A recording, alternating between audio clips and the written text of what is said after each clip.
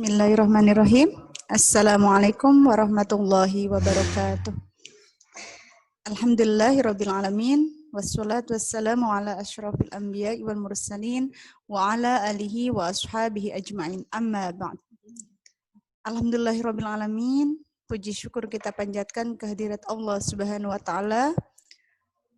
Hari ini kita dipertemukan oleh Allah untuk melanjutkan kegiatan pembelajaran kita mata pelajaran agama Islam atau Al-Islam yang insya Allah pada kesempatan kali ini Ustazah akan menyampaikan dua tema atau dua KD, yaitu tentang menafikan keimanan terhadap rububiyah Allah dan juga tentang syafaat.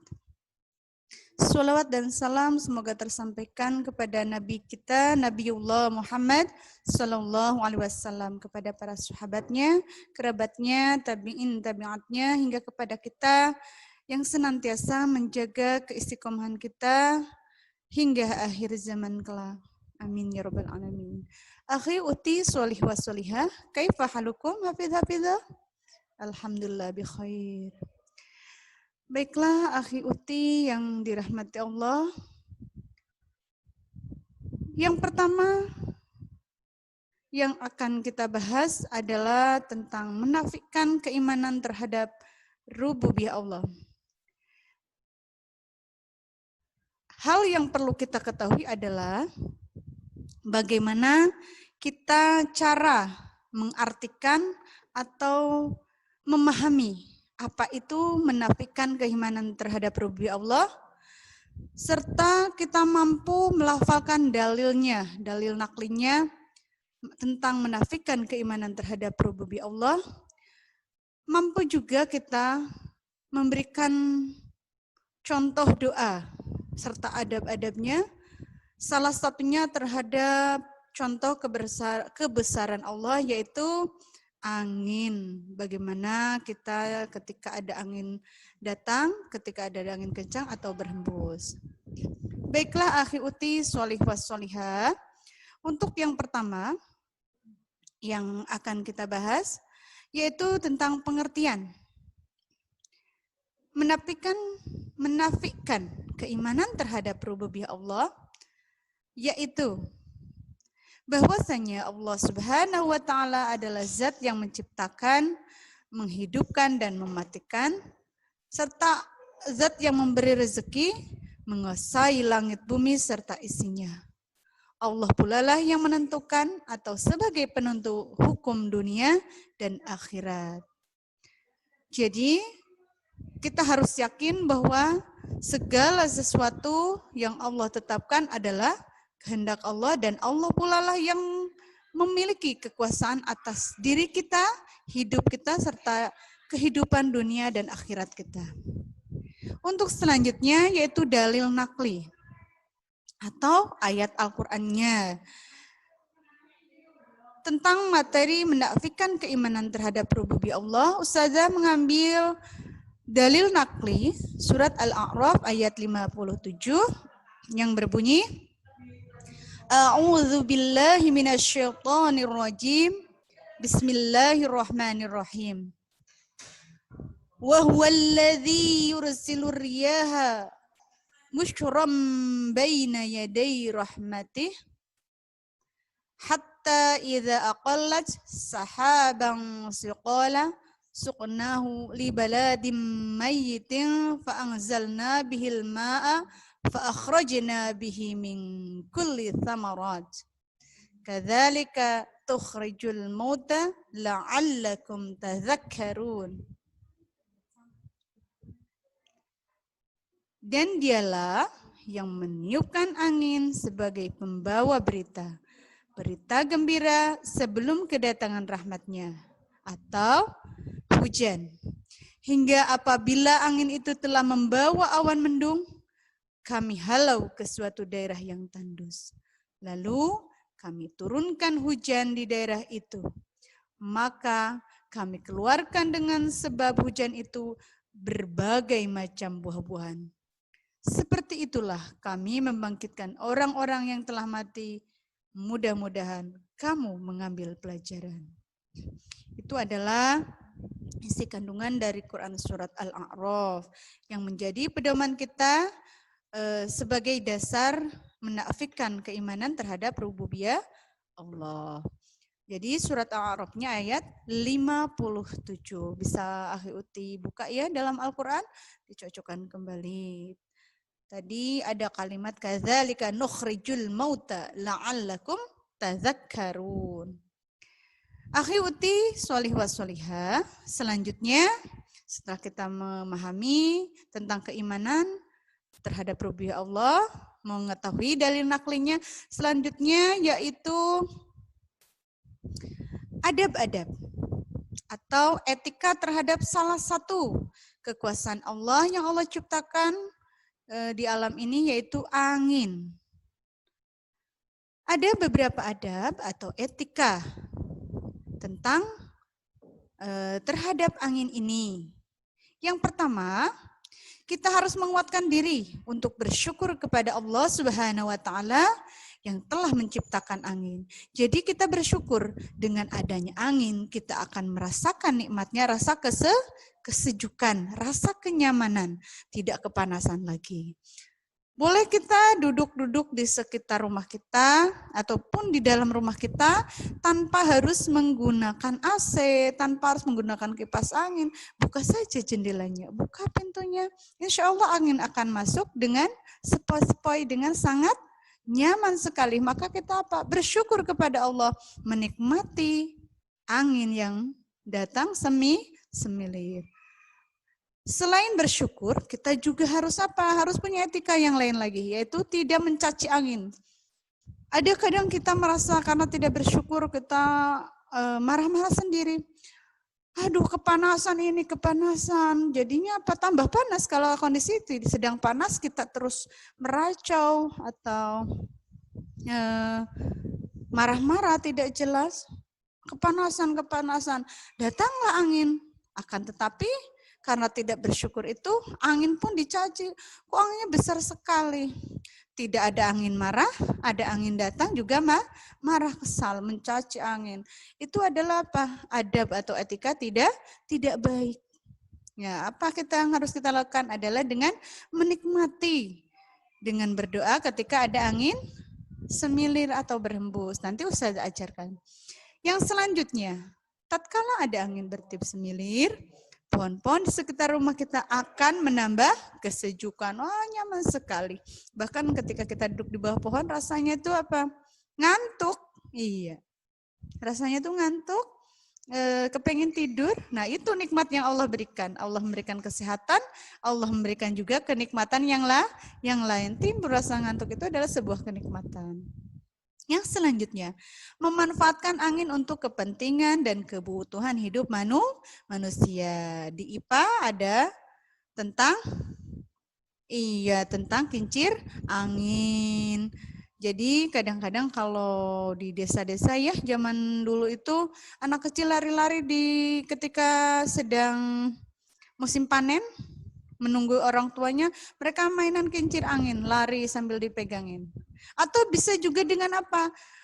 Memberikan kepuasan pada kita, bermain layangan. Itu juga merupakan karunia Allah. Banyak ada kebutuhan yang terpenuhi, ada juga rasa suka atau kegembiraan yang dapat kita rasakan. Selanjutnya, berdoa ketika ada angin kencang datang. Jadi angin jangan dicaci. Ini angin besar sekali, angin kok besar sekali. Begitu berulang-ulang diucapkan, merasa tidak nyaman, tetapi tidak boleh sambil mencaci Oke, berdoa kepada Allah. Doanya seperti apa? Bismillahirrahmanirrahim. Allahumma inni as'aluka khairaha wa khairu ma fiha. Artinya, ya Allah, sesungguhnya aku memohon kepadamu kebaikan dari angin ini dan aku berlindung kepadamu dari keburukannya. Hadis ini insya Allah sahih sekali karena diriwayatkan oleh Abu Daud dan Ibnu Majah. Itu doa ketika angin berhembus. Dilafalkan, Coba nanti di rumah akhir wa ukti menghafalkannya, dihafalkan Arabnya, juga dihafalkan artinya. Dihayati betapa nikmat Allah berikan pada kita, tidak bisa kita hitung satu per satu. Sungguh sangat banyak nikmat yang Allah berikan. Salah satunya kita masih bisa menikmati hembusan angin yang segar. Akhi uti sholih washolihah.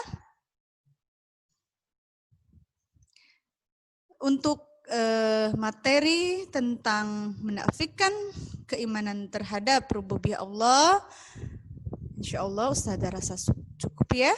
Untuk selanjutnya kita akan masuk materi kedua, yaitu syafaat. Ada yang tahu apa itu syafaat? Ya, ada beberapa syafaat, tapi yang paling kita tunggu-tunggu adalah syafaatnya Rasulullah Sallallahu Alaihi Wasallam. Ada beberapa hal yang harus kita ketahui terlebih dahulu sebelum kegiatan pembelajaran ini. Kita harus tahu, setelah nanti Ustazah menjelaskan, kita harus tahu, harus memahami apa itu syafaat, pengertian syafaat. Selanjutnya bisa juga kita mengenal cara atau mengetahui cara memperolehnya syafaat. Dan selanjutnya juga kita bisa menyebutkan macam-macam dari syafaat. Insya Allah semua akan kita pelajari pada kesempatan kali ini. Akhi uti sholih washolihah. Syafaat, apa itu syafaat? Syafaat merupakan pertolongan yang diberikan oleh Allah Subhanahu wa taala kepada seseorang, ataupun pertolongan yang diberikan oleh Allah melalui seseorang atas izin Allah. Yang mana orang yang memberikan pertolongan atau syafaat harus memenuhi beberapa syarat. Jadi bisa saja seseorang memberikan syafaat kepada orang lain atas izin Allah. Akan tetapi harus melalui tahapan orang tersebut memenuhi syarat-syarat yang sudah ditentukan. Atau juga syafaat merupakan salah satu sebab Allah berbelas kasih kepada orang yang mentauhidkan Allah atau mengesahkan Allah. Jadi Allah memberikan syafaat itu, memberikan izin, memberikan syafaat itu kepada orang yang mentauhidkan Allah atau mengesahkan Allah. Yang namanya mentauhidkan kan la ilaha illallah. Tidak ada ilah yang berhak disembah kecuali Allah Subhanahu wa ta'ala. Jika ada orang yang berani menduakan Allah, berani mengingkari keesaan Allah, maka dia sudah apa? Sudah murtad. Tidak bisa dia memberikan syafaat, tidak juga dia bisa menerima syafaat. Akhi uti sholih washolihah. Selanjutnya apa sih syaratnya agar kita bisa mendapatkan atau memperoleh syafaat? Sudah barang tentu yang pertama adalah mendapat izin dari Allah atau atas izin Allah. Hanya orang-orang tertentulah yang memiliki keimanan dan ketakwaan kepada Allah lah yang hingga akhir hayatnya mendapat izin Allah. Yang kedua, Allah meridhai, Allah ridha terhadap orang-orang yang diberikan syafaat. Orang tersebut adalah orang yang taat kepada Allah dan Rasulullah serta tidak pernah berbuat syirik. Tidak hanya kepada Rasulullah, tetapi mengimani juga Rasul-Rasul yang sudah ditetapkan oleh Allah. Dari mulai Nabi Adam sampai Rasulullah Sallallahu Alaihi Wasallam. Jadi jika kita ingin mendapatkan syafaat, jadilah orang yang bertakwa. Mudah sekali jadi orang yang dapat memperoleh syafaat. Kenapa tidak mudah? Karena apa? Karena dengan kita menjadi orang yang bertakwa, tidak pernah melakukan kemaksiatan ataupun dosa dengan disengaja, maka kita akan juga diberikan izin oleh Allah, mampu memberi syafaat dan juga mampu memperoleh syafaat. Enak sekali bukan? Jadi orang yang bertakwa? Iya, enak sekali. Jika kita ingin menjadi orang yang bertakwa, tentulah kita harus mentauhidkan Allah terlebih dahulu. Iman kepada Allah, kepada Rasulullah, serta mengimani terhadap rukun iman yang 6. Akhi uti solih wassolihah. Selanjutnya, agar kita lebih menambah kecintaan kita terhadap Islam, terhadap Allah dan juga terhadap Rasulullah serta rasul-rasul yang lain, agar kita mendapatkan syafaat, kita juga harus tahu ada berapa macam syafaat. Macam-macam syafaat. Yang pertama, syafaatul uzma. Apa itu syafaatul uzma? Syafaatul uzma adalah syafaat yang agung. Syafaat yang sangat besar, yang sangat mulia, yang hanya dimiliki khusus oleh Nabi Muhammad sebagai maqam mahmud. Artinya tempat yang terpuji, yang dijanjikan oleh Allah, tempatnya kemuliaan. Rasulullah memiliki syafaat agung atau disebut syafaatul uzma. Jika kita menjadi orang yang bertakwa, menjadi kekasih Allah, menjadi kekasihnya Rasulullah, maka akan mendapat apa? Mendapat syafaatul uzma. Bagaimana kita caranya menjadi orang yang terkasih oleh Allah? Jangan melakukan dosa atau kemaksiatan dengan disengaja. Kita harus menghindari hal-hal yang bisa merugikan diri sendiri ataupun orang lain. Lakukan semua rukun iman dan lakukan juga semua rukun Islam. Kecuali haji, jika mampu. Kemarin pada pertemuan yang lalu-lalu sudah kita bahas. Selanjutnya, yang kedua yaitu syafaat untuk penduduk surga agar dapat memasukinya. Seperti apa penjelasannya? Yang pertama adalah orang yang berhak menerima syafaat adalah mereka yang diridhai oleh Allah Subhanahu wa taala karena keimanan mereka atau ketauhidan mereka terhadap Allah, Rasulullah dan yang lainnya yang memang Allah sudah anjurkan kita untuk mentauhid. Yang sangat tinggi dan tidak pernah berbuat syirik. Jadi tauhidkan Allah dan percaya bahwa Nabiullah Muhammad adalah utusan Allah. Asyhadu an la ilaha illallah wa asyhadu anna Muhammadur Rasulullah. La ilaha illallah Muhammadur Rasulullah. Kita harus mentauhidkan bahwa Allah lah yang berhak disembah, tidak ada ilah selain Allah. Dan Nabi Muhammad adalah utusan Allah. Jadi kita harus diyakin bahwa syahadatain itu adalah betul-betul sebagai pencapaian kita dalam mentauhidkan Allah dan yakin terhadap kerasulannya Rasulullah. Yang selanjutnya, yaitu orang yang tidak berhak menerima syafaat adalah orang yang syirik dan orang-orang yang zalim. Yang zalim yang seperti apa? Orang-orang yang senantiasa melakukan kejahatan, baik secara fisik ataupun batin. Orang-orang yang tidak mau meyakini tentang kebenaran itu adalah hak dan kejahatan itu adalah batil. Jadi mereka itu adalah orang yang zalim, yang jahat, yang senantiasa berbuat kerusakan terhadap dirinya sendiri ataupun terhadap orang lain. Akhi uti solih wassolihah. Untuk selanjutnya, setelah kita tadi mengetahui macam-macam syafaat, maka kita dan Ustaz harapkan ya, kalian sudah bisa menjadikan